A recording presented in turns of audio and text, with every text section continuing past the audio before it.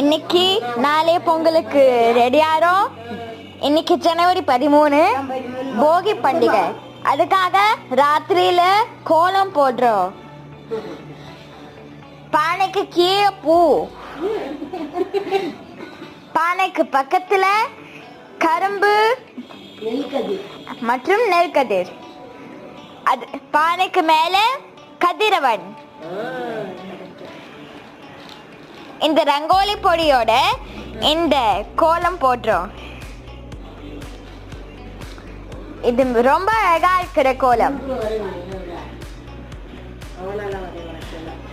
இது கலர்ஸோட போடுறது ஒரு கோலம்.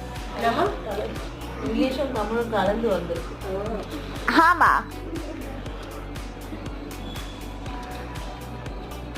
ஒரு நிமிஷம் டியூரேஷன் டைம்.